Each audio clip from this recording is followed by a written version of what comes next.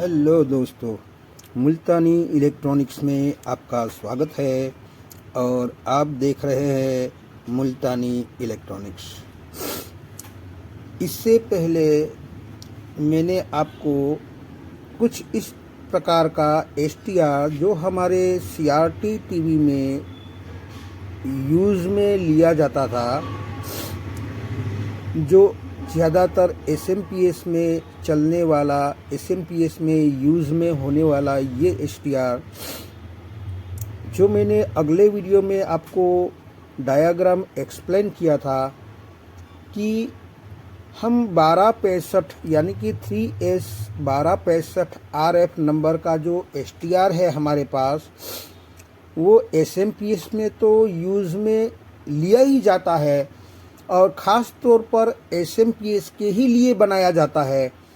मगर मैंने इसी एसएमपीएस को बैकलाइट ड्राइवर के तौर पर किसी भी एलईडी टीवी में हम इंस्टॉल कर सकते हैं और बहुत ही अच्छा रिजल्ट देता है। ज़्यादा लोड वाला एलईडी स्ट्रिप होता है, उसमें आप इसे डालोगे तो सालों साल तक चलने वाला ये हमारा एसटीआर बैकलाइट ड्राइवर के तौर पर भी उपयोग में लिया जा सकता है। इसके लिए दोस्तों बहुत ही मेहनत पड़ती है, क्योंकि ये सारे प्रोसेस करने में कितने ही दिन लग जाते हैं इसको इंस्टॉल करने में। तो मैंने अगले वीडियो में आपको दे दिया है डायग्राम एक्सप्लेन करके। अब आज का मेरा टॉपिक ये है कि इसको मैं प्रैक्टिकली करके दिखा दूं आपको कि ये हमारा इंस्टॉल हो सकता है। और मैंने इंस्टॉल करके भी रखा है ताकि मैं आपको दिखा सकूं कि ये हमारा जितने भी वीडियो ये बैकलाइट ड्राइवर के तौर पर मैं डाल रहा हूँ, इसका प्रैक्टिकल भी डालूँगा। सिर्फ डायग्राम नहीं, प्रैक्टिकली भी दिखाऊंगा, इंस्टॉल करके दिखाऊंगा, बैकलाइट ऑन करके दिखाऊंगा और समझाऊंगा भी। और कहां कहां पर मैंने कनेक्शन किए हैं वो भी मैं आपको दिखाऊंगा। और हमें क्या क्या रिमूव करना पड़ता है वो भी दिखाऊंगा। अगर हमारे पास कोई ऐसी डिज़ाइन है कि सिर्फ 12 वोल्ट का ही वाइंडिंग एसएमपीएस देता है, 20 वोल्ट का नहीं देता है, तो हमें क्या करना पड़ेगा वो भी दिखाऊंगा और समझाऊंगा। और समझाना भी इस तरीके से है कि जो मैंने डायग्राम बनाया है उसी के मुताबिक कनेक्शन करके दिखाऊंगा, ताकि डायग्राम जो मैंने बना के दिया है आपको उसी के मुताबिक क्या हमारा बैकलाइट ऑन करता है या नहीं। तो आपने देखा होगा कि इस टाइप के छोटे या बड़े जो हमारे सीआरटी टीवी में अलग अलग नंबर के छोटे बड़े एसटीआर आते हैं। और सीआरटी टीवी का ज़माना अब चला गया, उस हिसाब से ये सारे एसटीआर हमारे कुछ काम के नहीं रहते हैं। तो उसको यूज़ में लेने के लिए मैंने कुछ इस प्रकार से इसका यूज़ हम ले सकते हैं। और आगे मैं कोशिश कर रहा हूँ कि इन सारे एसटीआरों को एसएमपीएस में भी किस तरीके से इंस्टॉल किया जाए और बैकलाइट ड्राइवर में भी इंस्टॉल कैसे किया जाए। अलग अलग नंबर के अलग अलग एसटीआर को मैं मेहनत कर रहा हूँ, ताकि हमारे ये कुछ काम के नहीं रहे, इस एसटीआर को हम फिर से इसे कुछ काम में लगा दे, हमारे काम आ जाए। और ऐसे ही वीडियो में बनाता हूँ कि आपका दिमाग घूम जाए कि क्या ये एसएमपीएस में चलने वाला एसटीआर भी हमारे बैकलाइट ड्राइवर बोर्ड के तौर पर हम इसको डाल सकते हैं। और मैंने डाल के भी रखा है। मैं आपको अभी दिखाता हूँ कि ये हमारा STR क्या बैकलाइट स्ट्रिप को ऑन करवा सकता है LED टीवी में। और ये भी मैंने किया है कि सिर्फ इंस्टॉल ही नहीं, जब हम स्टैंड बाय ऑन करेंगे तभी हमारी LED जलनी चाहिए, यानी कि स्टैंड बाय पोजीशन में हमारी LED नहीं जलनी चाहिए। स्टैंड बाय ऑन या स्टैंड बाय रिलीज़ करने पर ही हमारी LED जलनी चाहिए। यानी कि इसको ऑन ऑफ भी मैंने करवाया है। तो ये सारी जानकारी, सारा इंस्टॉलेशन मैं आपको लाइव दिखाऊंगा ताकि आपको सही से पता चल जाए। तो चलो चलते हैं हम प्रैक्टिकल की और। तो मैंने सेटअप लगा लिया है। आप देख सकते हैं ये हमारा LED टीवी का बोर्ड है, ये हमारा STR है जो 1265 यानी कि 3S 1265 RF नंबर का ये STR है और उसका मैंने कनेक्शन कर दिया है। मैं आपको पहले इसे ऑन करके दिखा देता हूँ, ऑन ऑफ करवा के भी दिखा देता हूँ और बाद में मैं इसका नज़दीकी से नंबर भी दिखाऊंगा और नज़दीकी से सारा कनेक्शन भी दिखाऊंगा और कौन कौन से कंपोनेंट लगाए गए हैं हमारे डायग्राम के मुताबिक है या नहीं है वो भी दिखाऊंगा। एक नंबर कहाँ पर जाता है, 2 नंबर का पिन कहाँ पर जाता है, वो डायग्राम के मुताबिक हम देखेंगे कि वहाँ पर ही लगे हैं ना, वो भी बताऊंगा। फ़िलहाल मैं यहाँ पर आपको दिखाना चाहता हूँ कि ये हमारा जो बैकलाइट है वो एक स्ट्रिप हमारी 18 वोल्ट की है, दूसरी भी स्ट्रिप हमारी 18 वोल्ट की है और दोनों को मैंने सीरीज़ में लगाया है। तो कुल मिलाकर इस सॉकेट पर आप देख सकते हैं कि यहाँ पर मैंने दे दिया है और ये हमारा 36 वोल्ट का LED स्ट्रिप बन जाता है।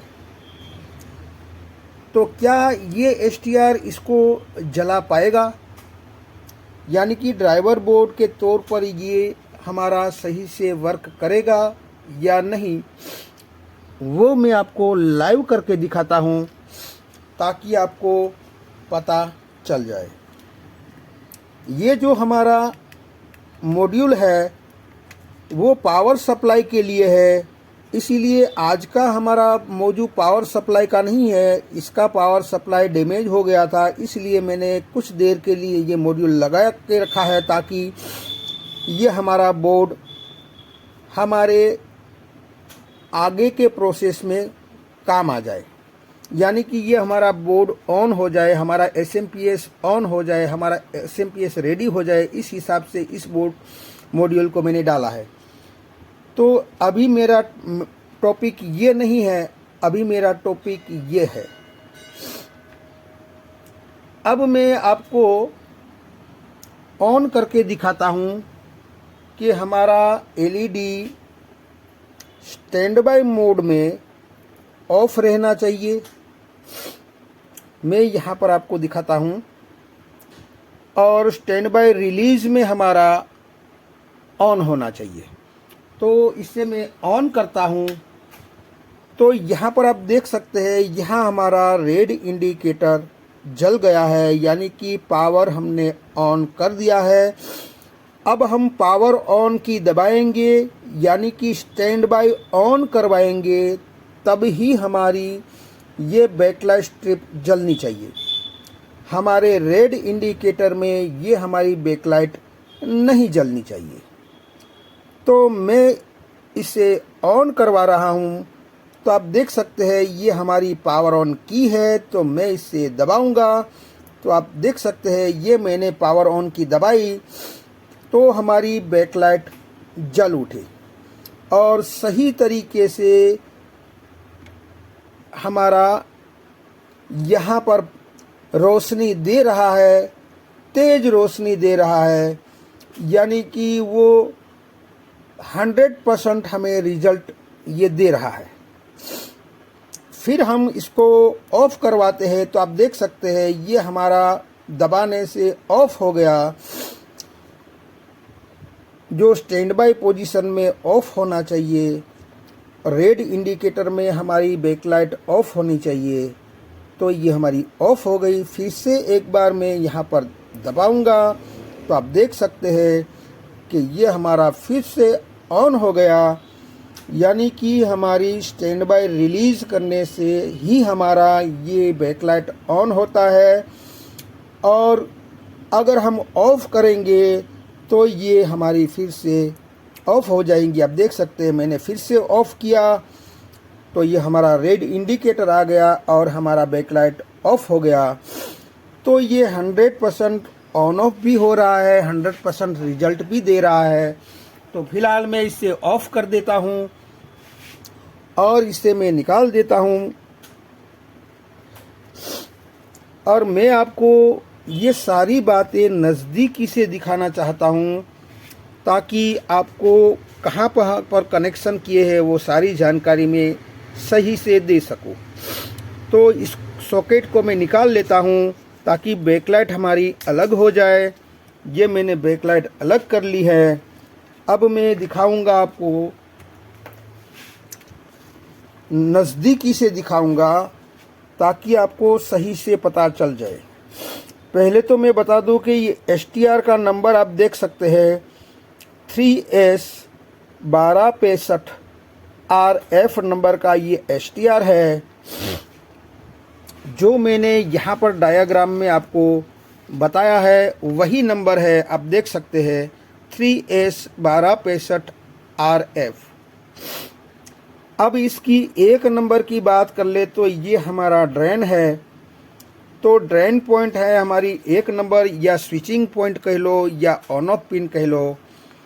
तो ड्रेन हमें कहाँ पर देना है, तो मैंने डायग्राम में आपको समझाया था कि ये हमारा एक नंबर है जो रेड है, वही एक नंबर यहाँ से रेड कलर का वायर हमारा इस डायोड के एनोड पर जाता है। यानी कि जैसे मैंने आपको डायग्राम में समझाया था कि इसका एनोड जो डायोड का है वहाँ हमें स्विचिंग करवाना है, या फिर आप ऑन ऑफ भी कह सकते हैं, ऑन ऑफ करवाना है। तो यहाँ पर हमें इस जगह पर देना है। तो हमें जैसे डायग्राम में एक्सप्लेन किया था, तो मैंने आपको बताया था कि इस कॉइल का एक सिरा 12 वोल्ट में जाता है और दूसरा सिरा इसके एनोड पर जाता है। जैसे कि मैंने डायग्राम में बताया है कि एक तरफ 12 वोल्ट देंगे और दूसरी तरफ हम ऑन ऑफ करवाएंगे, तो हमारी इस इंडक्टर में वोल्टेज स्टोर होगा, वोल्टेज बूस्ट होगा, और उसी बूस्ट वोल्टेज को फिर से DC किया जाता है। यानी कि आप कह सकते हैं कि ये डायोड हमारा बूस्ट कन्वर्टर का डायोड है, और ये डायोड जो है हमारा वो 12 वोल्ट के SMPS का डायोड है। वो दोनों डायोड अलग है। अब यहाँ पर एक नंबर हमारा कंप्लीट हो गया कि हमें सिर्फ और सिर्फ ये बूस्ट कन्वर्टर का डायोड है वो हमें ढूंढना है, और उसके एनोड पर हमें एक नंबर कनेक्ट कर देना है। तो फिलहाल ये एनोड के साथ मैंने कनेक्ट कर दिया है। अब 2 नंबर की बात कर लेते हैं। यहाँ पर डेटा शीट के मुताबिक यहाँ 2 नंबर जो है हमारा वो GND ग्राउंड है। तो यहाँ पर आप देख सकते हैं 2 नंबर हमारा ये है जो हमारा ब्लैक वायर है। तो यही ब्लैक वायर यहाँ से आप देख सकते हैं इस बॉडी के साथ ग्राउंड कर दिया है। तो 2 नंबर हमारा कंप्लीट हो गया। अब आ जाते हैं 3 नंबर पर जो हमारा VCC है। तो जैसे कि मैंने बताया था कि इस STR को रन करवाने के लिए VCC के तौर पर कम से कम 18 वोल्ट चाहिए। उसके ऊपर के 20, 22, 24, 30 जो भी देना चाहे दे सकते हैं। तो ये SMPS हमारा ये बोर्ड जो है 12 वोल्ट ही आउटपुट देता है, यानी कि एक ही वाइंडिंग होता है 12 वोल्ट का आउटपुट में। और किसी किसी बोर्ड में 32 इंच का या 42 इंच का बोर्ड होता है, उसमें 2 वाइंडिंग दिया रहता है, एक 12 वोल्ट के लिए और एक बैकलाइट के लिए 22 वोल्ट या 24 वोल्ट या 20 वोल्ट, वो अलग से दिया होता है। मगर इसमें अलग से नहीं दिया है और हमारे एसटीआर को भी चाहिए कि वो कहीं से भी इसको 20 वोल्ट या 18 वोल्ट मिल जाए। तो मैंने क्या किया है कि यहाँ पर हमें मिलने वाले 12 वोल्ट को एक बूस्ट कन्वर्टर में 12 वोल्ट दे दिया और उसी बूस्ट कन्वर्टर से मैंने 20 वोल्ट एडजस्ट कर लिया इस पोटेंशियोमीटर से। तो यहाँ पर मैंने 20 वोल्ट आउटपुट सेट कर लिया है और उसी रेड वायर को मैंने पिन नंबर 3 के साथ कनेक्ट कर दिया है, यानी कि इसी 3 नंबर के साथ कुछ इस तरीके से 20 वोल्ट मैंने दे दिया है। मैंने ये डिज़ाइन डबल वाइंडिंग वाला बनाया है, मगर इस बोर्ड में सिंगल वाइंडिंग है, तो हमें इस तरह से हमें 20 वोल्ट बनाने होंगे और वही 20 वोल्ट इस रेड वायर के थ्रू यहाँ पर 3 नंबर पर इस जगह पर दिया गया है। तो मैंने 3 नंबर के साथ इसको जोड़ दिया है। आप देख सकते हैं 3 नंबर के साथ मैंने रेड वायर जोड़ दिया है। अब आते हैं 4 नंबर की पिन। 4 नंबर की पिन डेटा शीट के मुताबिक हमारी होती है फीडबैक पिन और उसी फीडबैक पिन को हम ऑन ऑफ करवाने के लिए यूज़ में लिया गया है। इसीलिए 4 नंबर की पिन पर एक रजिस्टर ग्राउंड किया है 330 ओम्स का और एक डायोड लिया है जिसका कैथोड हमारी 4 नंबर की पिन की तरफ और हमारा एनोड जो है वो ग्रीन इंडिकेटर को दिया जाता है। अब ये मैं आपको पहले बता दूं कि ये हमारा 4 नंबर है, यहाँ पर वहाँ से 330 ओम्स का रजिस्टर ये 2 नंबर के साथ जोड़ दिया है, तो 2 नंबर हमारी ग्राउंड है। तो उस हिसाब से मैंने 4 नंबर की पिन से 330 ओम्स का रजिस्टर ग्राउंड कर दिया है और एक डायोड ले लिया है जिसका कैथोड हमारी 4 नंबर की पिन पर है। तो ये डायोड है हमारा, इसका कैथोड जो है उसकी 4 नंबर की पिन के साथ जुड़ा हुआ है। अब यहाँ इसका एनोड जो है वो हमने यहाँ पर दर्शाया है कि ग्रीन इंडिकेटर। तो ग्रीन इंडिकेटर में ये जंपर मैंने लगाया है, आप देख सकते हैं। ये वाला जंपर जो है आपको दिखता होगा, ये वाला जंपर हमें पीछे की साइड हमारी जाता है और वहाँ पर आप देख सकते हैं कि ये हमारा 5 वोल्ट का पॉइंट है, ये हमारा रेड इंडिकेटर है और ये हमारा ग्रीन इंडिकेटर है।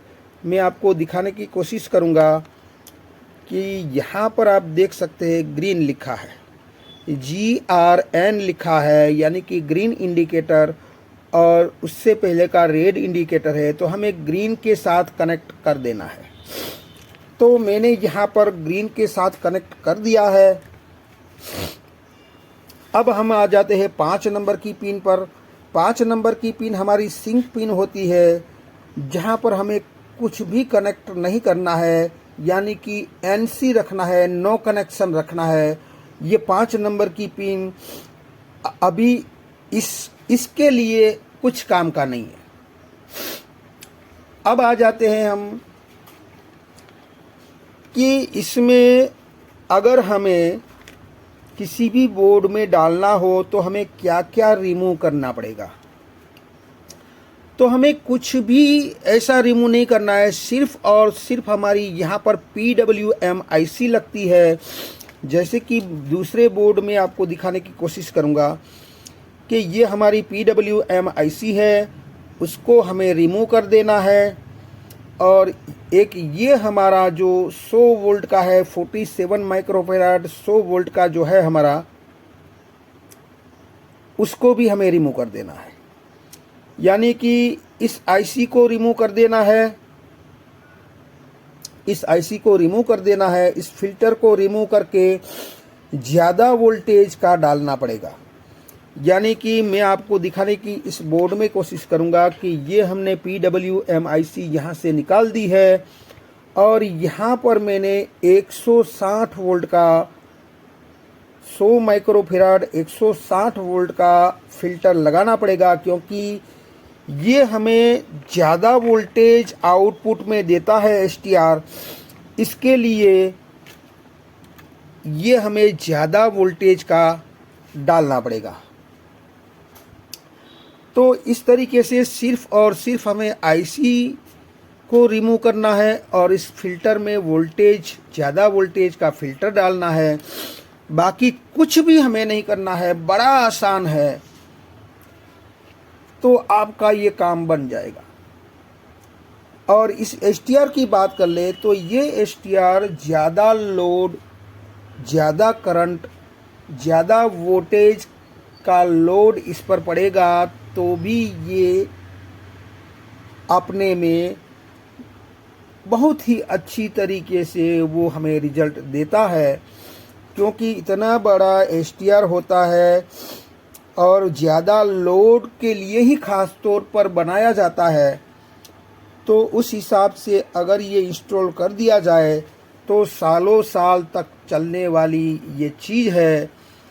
तो आई होप कि ये वीडियो आपकी कुछ समझ में आया होगा।